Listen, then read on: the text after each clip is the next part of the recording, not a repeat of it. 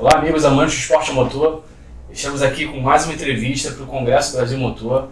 Eu sou Felipe Assunção, Alexandre Odo, e hoje a gente está aqui com o André de Oliveira, que é pai do Thiago Vivaco da Fórmula 3 Brasil. Thiago fez sua estreia no kart em 2007 e conquistou os primeiros títulos dos anos seguintes, já aos 11 anos de idade. E conquistou o Campeonato Brasileiro da categoria cadete, entre outros campeonatos. Em 2011 começou seu desenvolvimento no kart europeu, ainda na categoria Júnior, e passou a fazer parte da Arte Grand Prix com a gestão do empresário Nicolas Todd, que logo convidou o brasileiro a integrar a Allroad Academy, disputando a Fórmula Renault 2.0. Em 2015, disputou a Fórmula Renault 2.0, finalizando a temporada em terceiro colocado na categoria geral. Ainda em 2015 retornou ao Brasil, e em 2016 Thiago vem disputando aí atualmente a Fórmula 3 Brasil pela equipe Hightech Racing e com apoio da Shell Academy. Entre os títulos conquistados pelo piloto estão o Campeonato Brasileiro, Copa do Brasil, 500 milhas da Granja Viana, Copa São Paulo Light de kart, Campeonato Paulista de kart e o Tchau Thomas na Alemanha.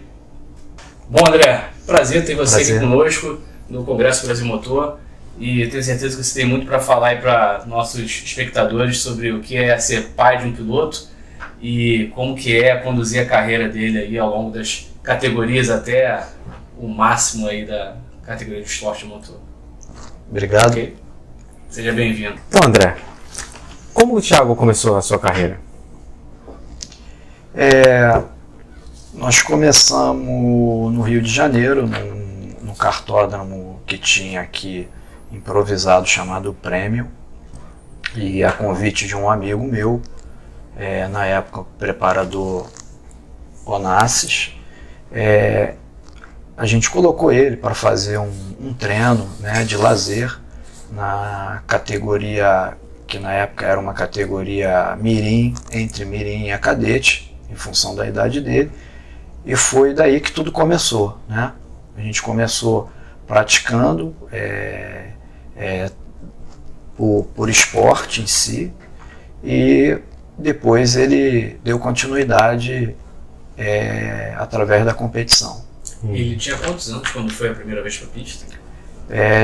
Ele tinha, em 2016, ele tinha aproximadamente 2006, entre 9 e 10 anos de idade. E o que te motivou a incentivar seu filho a começar essa carreira no kart nessa época?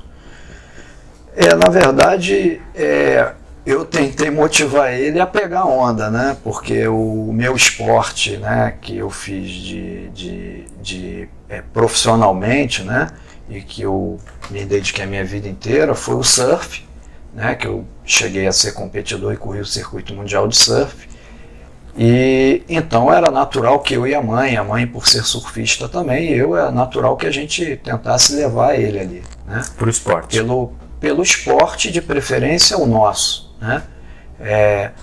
Mas ele não tinha aquela paixão, né, pelo surf, né? Não tinha muito interesse pelo surf, e sempre teve um interesse muito grande por corrida de carro, né? Desde pequeno ele gostava de assistir corridas de carro, via carro na rua, ficava maluco, parava carro para ver, falava o nome dos carros e tal. E quando ele teve contato com kart, ele se apaixonou pelo kart, e daí então ele não parou mais. Né? Entendi. Então o que te motivou foi você já ser esportista, isso? Sim, sem Queria dúvida. que ele praticasse um esporte. Eu achava que a grande motivação era que ele estivesse dentro de um esporte, né? E que ele escolhesse o esporte que ele gostasse, né? Não por eu ser surfista e a mãe que a gente deveria obrigá-lo a fazer o surf, né? A gente queria que ele se tornasse feliz em qualquer esporte que ele estivesse. Entendi. E qual o objetivo da carreira do Thiago? Nessa época, no início, você já vislumbrava algum objetivo? Não, a gente nunca exerceu em cima do Thiago nenhuma cobrança para que ele, né, fosse profissional ou que ele tivesse que seguir essa carreira, não, né? As coisas vieram naturalmente, né? ele foi se apaixonando pelo esporte cada vez mais, foi gostando, foi se dedicando, né? Foi se empenhando e foi se desenvolvendo, né? E é óbvio, e depois a gente viu que ele gostava muito e a gente veio apoiando, eu e a mãe, dando os apoios necessários para que ele, obviamente, fosse bem, se desempenhasse bem, né? Dentro do esporte. Então, foi nessa linha, né, que a coisa fluiu. Né? E hoje o objetivo qual é? É dele se tornar um piloto, chegar até onde? É claro que todo piloto sempre sonha com a categoria top, né, no automobilismo, que sempre se fala na Fórmula 1. Né? Mas o Thiago há muitos anos que ele já vem não só olhando a Fórmula 1, mas ele vem também olhando outras categorias que são importantes, né? E ele hoje, na cabeça dele e na nossa, o objetivo dele é se tornar um profissional, um piloto profissional, independente da categoria que ele esteja, né? Se ele for a Fórmula 1 por alguma razão ou por alguma oportunidade que vierem a dar a ele, eu acho que ele tem que chegar ali e desempenhar bem o papel dele como um profissional. Né? Se ele for para uma outra categoria, como uma WTCC, né? Ou como uma Stock Car, ou como outra categoria, eu acho que ele tem que se desempenhar bem o papel dele profissional. Então ele hoje trabalha para se tornar um profissional, não em função de uma categoria. Né? Esse é o objetivo. Existe vida fora da Fórmula 1, né? Com certeza, né? DTM, até Stock Car Brasil hoje. Com certeza, eu acho que tem, além da Fórmula 1, eu acho que se tem categorias aí maravilhosas, né? TCC, você tem a própria Fórmula Indy, você tem a Fórmula E, você tem a Stock Car, você tem os campeonatos de endurance, né? Campeonatos de endurance, né? Você hoje tem vários campeonatos importantes e que são competitivos, né? E profissionais. E profissionais. Voltando à carreira dele no kart, ele correu de kart no Brasil, no início, né, na cadete, depois até a júnior, e em um dado momento ele foi para a Europa. Por quê? Por que não ficar no Brasil, nos campeonatos de kart do Brasil? Ele começou no kart no Brasil e ele fez no Brasil praticamente 4 anos de kart, né? E a gente foi fazer uma experiência lá fora, na época, com um amigo que nos convidou para fazer uma corrida na Espanha. E o Thiago tinha aproximadamente, ele era júnior ainda na categoria, foi fazer essa corrida. E ele gostou muito do modelo lá, né? Uma pista, um circuito muito bom. Era uma categoria bem competitiva, tinha um volume de pilotos muito grande, um campeonato muito organizado. E ele gostou daquela área, daquela arena, né? E a gente voltando, ele virou para mim e falou: olha, pai, eu gostaria de continuar correndo, mas eu gostaria de correr na Europa, né? Poder participar dessas pistas, né? Desses campeonatos. Eu falei: tá bom, então vamos nos organizar para isso. E aí foi isso que levou a ele e a gente a fazer essa transferência dele para a Europa, pelo desejo dele, pela gente entender também que era um modelo muito competitivo. Né? Em termos de custo, era próximo do que é no Paulistão, Copa do Brasil, Brasileiro, ou era mais alto? Não, o custo da Europa ele é mais alto, até porque você percebe que só em função da moeda, né? Para a gente já custa mais, né? Porque o euro, né? O dólar, o euro, a libra são moedas fortes, então quando você fala de uma temporada de kart boa na Europa, você fala, dependendo da equipe, mas você fala de uma média de 130 a 150 mil euros, né? Dependendo da equipe. Então, se você coloca na nossa moeda, você vê que são valores mais altos do que no Brasil. Porque no Brasil, quando você corre, é óbvio que você tem também um custo, mas você faz um bom campeonato com 250 mil reais. Né? Na Europa, para fazer um bom campeonato, você tem que fazer com 120 a 150 mil euros. Né? Então, você já tem uma diferença de preço aí. Entendi. E nesse meio tempo você colocou em prática o projeto da Beetle Art Brasil. né? Como é que foi participar desse projeto? Eu, na época, recebi um convite, né, porque o Thiago foi piloto da arte na divisão do kart, né, ele vinha de uma outra equipe na época, foi convidado para fazer parte do time da arte de kart, e ali eu tive contato com o grupo da arte e me foi feito um convite para que a gente desenvolvesse um trabalho aqui no Brasil voltado para o kart em si, e aí a gente começou todo um trabalho de desenvolvimento, começamos a fazer um estudo do mercado, ver como é que era a cultura brasileira, né? E para sentir se existe a possibilidade de colher alguns bons frutos do mercado e também ajudar o esporte em si a se desenvolver no Brasil. E o dono lá da arte, né, da BioArt, é o Nicolas Todd, filho do Jean Todd. Sim. Né? Ele incentivou o Thiago até que ponto? Ele ajudou? Como é que foi isso? Porque ele tem vínculos, inclusive, na Fórmula 1, né? Até a Fórmula 1. Sim.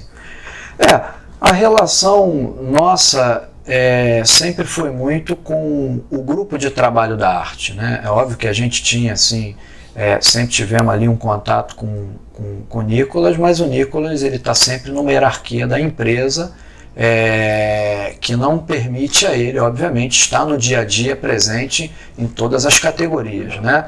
Ele tem um desempenho muito, obviamente, em seguir o Felipe Massa, porque ele está sempre presente na categoria top, né?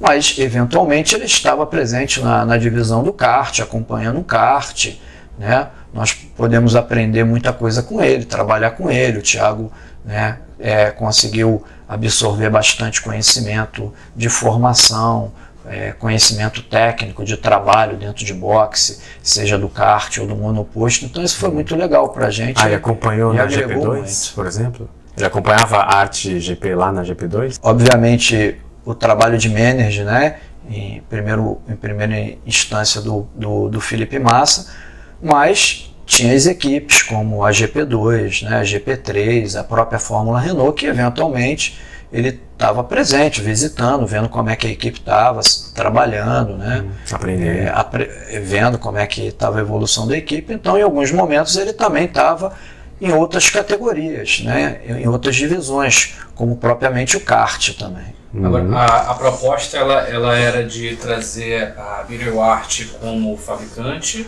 ou trazer todo o modelo que eles têm lá de campeonato? Qual era? Não, na verdade, a intenção era a gente iniciar um trabalho no desenvolvimento do kart, para entender a cultura de trabalho, as possibilidades do Brasil, e depois ver um segundo passo, terceiro passo, né, em função da cultura de cada local, né? Da cultura de cada país. Cada país tem a sua cultura, né? O Brasil tem a sua forma de trabalhar, né?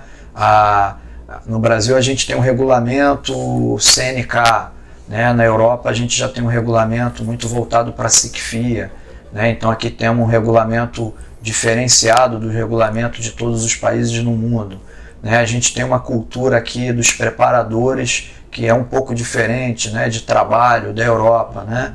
Então é óbvio que a gente precisava entrar e conhecer um pouco esse cenário todo, né?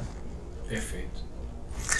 E então o Brasil, para a BioArt, a europeia, ele é um terreno fértil, ele é um público bom, né? Assim. Sim, acredito que seja, porém precisa amadurecer, precisa entender, né? Precisa conhecer os caminhos de modelo adequado, né? Não adianta, obviamente, a gente vir com uma cultura da Europa, um modelo europeu 100% e querer implantar no Brasil do dia para a noite, né? A gente tem que, obviamente, respeitar as particularidades que se tem no meio do nosso esporte, dentro da nossa cultura enraizada, né? Se adaptar, né? Se adaptar. Então não é uma coisa que dê para acontecer do dia para a noite, né? Demora um pouco. E você ainda pensa em incentivar ou trabalhar em algum projeto para incentivar o kartismo? Apesar de eu conhecer o motorsport há pouco tempo, né, porque eu conheço o motorsport desde 2006, quando o Thiago iniciou a atividade dele, mas eu, na verdade, percorri um bom tempo pelo kart europeu e também percorri um tempo na área de monoposto. Então é natural que você acabe aprendendo muita coisa, né? Eu vi bastante coisa interessante a nível de modelo de trabalho, modelo de desenvolvimento de piloto, uma série de coisas. Então é claro que você sempre tem aquela vontade de ajudar o seu país, né? Ajudar os meninos que estão aqui praticando esporte, né? Mas é óbvio que isso não pode ser só uma vontade minha, né? Isso tem que ser uma vontade coletiva, né? de um grande grupo, né? Obviamente, alguns pais, outros ex-pilotos, né? que o Brasil tem muita tradição, a própria federação, né? a CBA, a CNK, né? As pessoas que já estão no meio há muito tempo, né? Para poder mover, né, um modelo de trabalho mais evoluído, mais profissional, que forme mais, ajude mais na formação dos pilotos, né? Ou como o Carrapatoso, né, que era o teu sócio, né? O Carrapatoso trabalhava com, né, ele era o diretor técnico do projeto, trabalhava comigo, chegou a trabalhar comigo dentro do projeto. Hoje o Rubem ele está dedicado a outros projetos que para ele também eram importantes, né? Ele hoje está trabalhando envolvido na Stock Car, ele está trabalhando ligado a coach também de alguns pilotos que estão correndo na Europa, né? Até propriamente dentro da Birel Art e de outras equipes. Então ele hoje não está tão presente, mas esteve sim presente durante o projeto. Ele pode pegar essa experiência que ele teve lá, que você até falou que teve junto, né, em Fórmula e tal, e trazer para os pilotos daqui, né, para os novos pilotos daqui, como é o projeto do Pilotec que ele está fazendo. Né? Sim, sem dúvida. Eu acho que a grande curva, né, de aprendizado e de poder ajudar na formação, obviamente, dos nossos atletas, dos nossos pilotos brasileiros, é você entender onde está carente e onde a gente precisa melhorar, né? Qual o modelo de trabalho que está dando certo, né? E o que a gente precisa fazer para que a gente também tenha um modelo de trabalho que dê certo, que forme bem na frente, né? Então eu acredito que não só o Rubem, como outras pessoas tenham a capacidade de ajudar nesse processo e de fazer evoluir. É legal que esse período que você teve lá com o Thiago na Europa, né? Você estava comentando aí com a gente que ele foi da mesma equipe do Verstappen, né? Sim. E dá para ver que é um modelo que tem dado certo, né? Pelo menos para eles tem colhido bons frutos, né?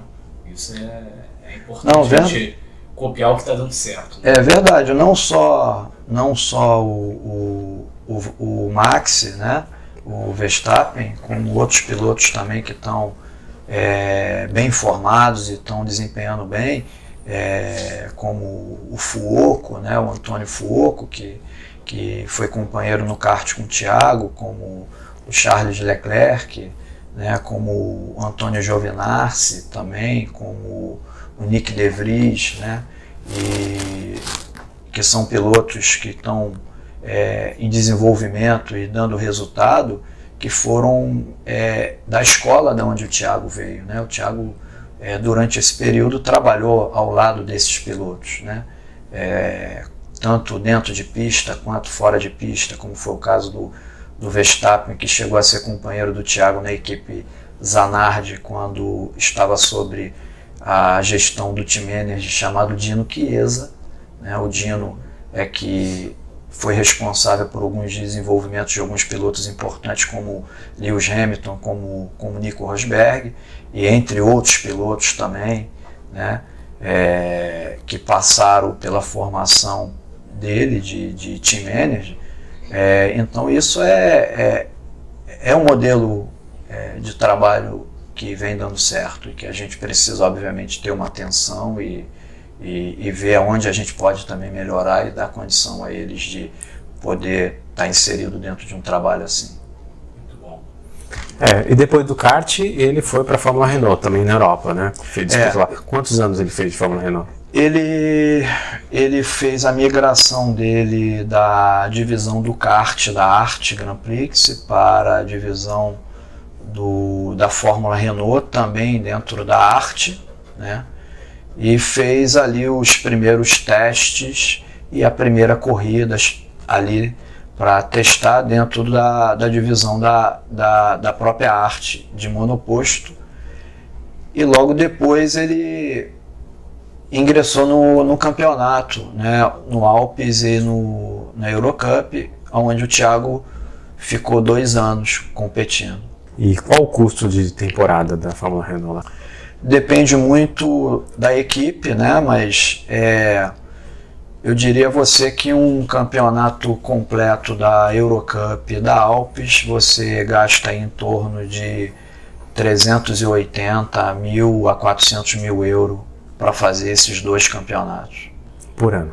Por ano. Uhum. Então, depois da Fórmula Renault, lá na Europa, vocês decidiram voltar para o Brasil, retornar para o Brasil, né? Para a Fórmula 3 Brasil. Por quê? Primeiro foi pela questão dos estudos do Thiago, né? Porque o período que ele ficou na Europa acabou atrasando um pouco os estudos dele e a família entendeu e ele também que era importante concluir, então a gente acabou voltando em função dos estudos dele e também ele acabou não podendo, mesmo estando no Brasil, correndo lá fora, porque também tivemos uma perda de 2 patrocinadores dele importantes que pagavam praticamente 60% do custo dele, né? E a gente soube disso muito em cima da hora, foi no mês de dezembro de 2015, e aí a gente ficou impossibilitado de assinar um contrato com uma equipe para poder voltar e ter o budget necessário para continuar o programa na Europa. Uhum. E aí a Fórmula 3 Brasil, ela preencheu esse espaço? Na verdade apareceu essa oportunidade aqui no Brasil, né, dele participar da Fórmula 3 aqui, né, com a equipe Hi-Tech, também com o apoio da Shell, e aí a gente acabou conciliando uma maneira dele dar continuidade no trabalho, não ficar parado, né, e dar continuidade aqui. E como é que tem sido essa temporada na Fórmula 3 Brasil? Tem sido boa. Ele não conhecia o carro de Fórmula 3, né? Ele passou a conhecer o carro agora, né? Recentemente. As pistas também brasileiras, também o Thiago não conhecia, nunca tinha andado, né? E aí ele passou a conhecer. Começamos um ano bem e tivemos alguns pódios, tivemos alguns bons resultados, porém não deu para fazer a briga pelo campeonato, mas eu considero que tem sido um bom ano de aprendizado, de tudo para ele. Uhum, legal. E qual a importância do pai no gerenciamento da carreira de um filho? Mais atrapalha, ajuda? Como que é essa? Depende. Eu acho que o pai ele pode ajudar como pode atrapalhar, né, também, né? A gente tem que estar sempre se policiando e vendo, né, as questões para não exceder determinadas questões que podem implicar no trabalho do menino que está ali num programa de evolução, né? Controlar as emoções. Exatamente, controlar as emoções, talvez não se envolver tanto no trabalho dele, né, em si, né, abrir espaço para que eles possam também cometer os seus erros, né, porque eles são pilotos em formação, não são pilotos prontos, né, então é óbvio que eles precisam errar para evoluir, né, precisam cometer falhas para evoluir, que isso faz parte do esportista em si, né. Então é importante que se tenha essa consciência, né? Que isso é óbvio que sempre vai depender de pessoa para pessoa, de educação, né? de berço, né? de uma série de coisas, né? É importante. Entendi. Tomando um exemplo aí a carreira do Thiago, ele tem feito passo a passo direitinho, né? Cada categoria, passo a passo, sem muita pressa, né? Sem queimar etapas. Quais foram, resumidamente, essas etapas? Quais foram esses degraus? E qual o custo anual de cada uma desses degraus aí? Ele começou na categoria cadete no Brasil. O Thiago deve ter feito 4 anos de kart no Brasil. Ele fez a categoria cadete, depois a júnior menor e a júnior, né? E depois na júnior ele foi para a Europa. E na Europa ele fez a júnior e a graduado. E depois ele foi pro monoposto, né? Então kart no Brasil e kart na Europa, qual o custo anual? Kart no Brasil ele fez 4 anos e você tem uma média de custo aproximadamente de 200 mil a 250 mil reais ano, né? Ele fez 4 anos. E aí depois a gente iniciou no kart europeu, onde ele fez 3 anos de kart europeu entre a categoria júnior e a categoria graduado. Foram 3 anos próximo de 4 anos, na Europa também. Se eu não me engano, lá você tem um custo de 150 mil euros no ano, né? Então, cada temporada, né? Então esse foi mais ou menos o custo do kart em si, digamos, do programa de kart, da categoria de base até a categoria graduado, né? Certo. Aí depois na Fórmula Renault. E depois ele migrou do kart na Europa para o monoposto, que foi através da Fórmula Renault 2.0, onde ele começou na disputa pelo campeonato Alpes e Eurocup. Ele fez 2 anos de Renault, sendo que no primeiro ano ele fez só a Alpes e no segundo ano ele fez a Alpes e a Eurocup, né? Então tivemos aí aproximadamente um custo para fazer uma temporada de Alpes aproximadamente aí de 280 a 300 mil euros, e para você fazer os 2 campeonatos próximo de 400 mil euros no ano.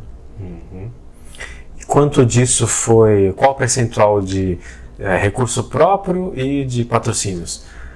E desde quando vocês conseguiram patrocínios? Desde que momento?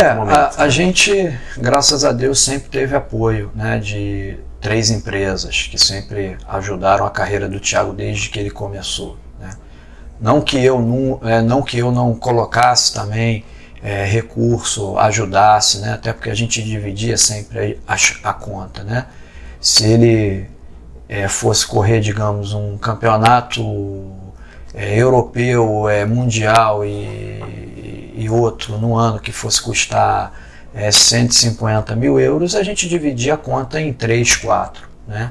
Que eram os patrocinadores e a família dele que estava ali apoiando. Então a gente dividia, e isso sempre ajudou muito, porque aliviava a gente e a gente ia tocando. Então ele, praticamente a vida inteira dele, sempre a gente dividiu as despesas dele entre 3 partes, 4 partes, né? Isso facilitou muito a nossa ajuda para que ele se mantivesse no esporte.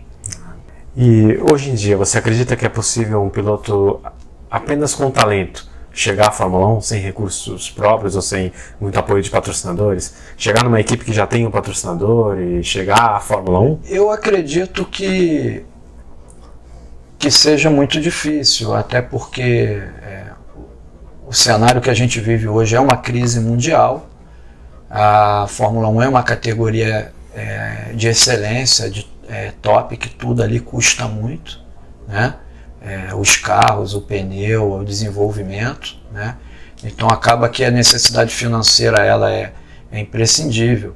é importante que se tenha, mas é claro que é importante o talento também, né? Porque no fundo é uma categoria que precisa do desenvolvimento técnico, né? E o talento preenche isso, que é você obviamente explorar o limite do carro, levar o carro até o final da corrida, né? Evitar prejuízos para a equipe, tudo isso é importante.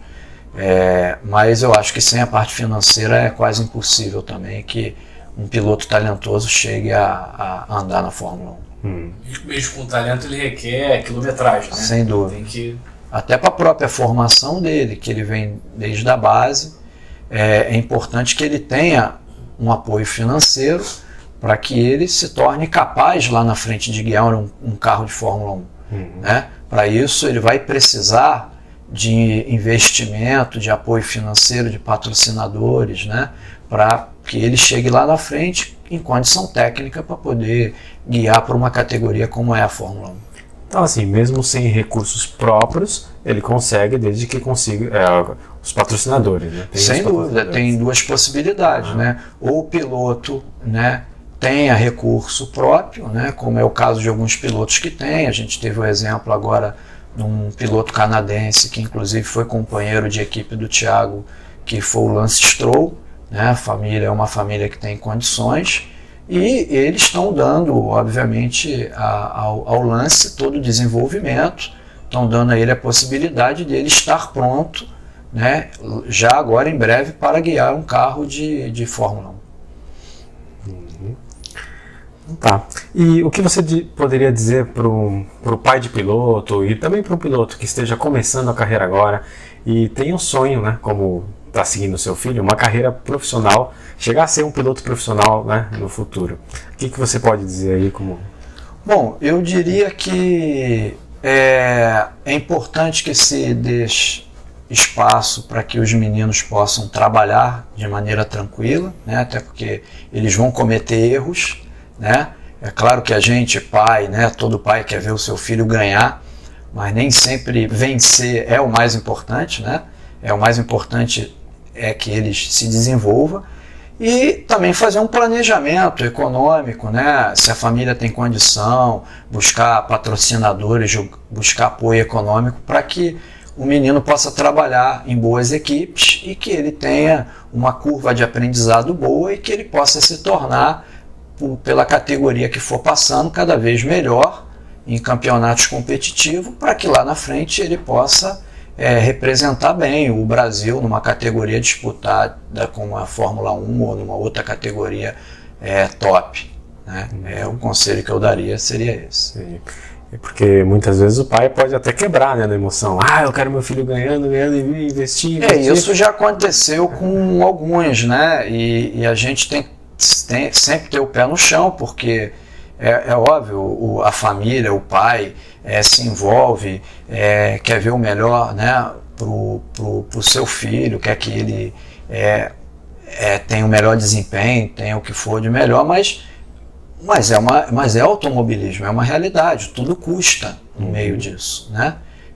Ninguém, obviamente, pode trabalhar sem receber, porque o seu filho precisa aprender a andar de kart, né? Tudo em torno se tem custo, então é importante que se faça um planejamento, né? Trabalho um tempo, mas tem uma hora que não dá, né? Dá uma facilitada aqui, uma ali, mas o grosso tem que ser pago. Não tem verdade, tem custo, né?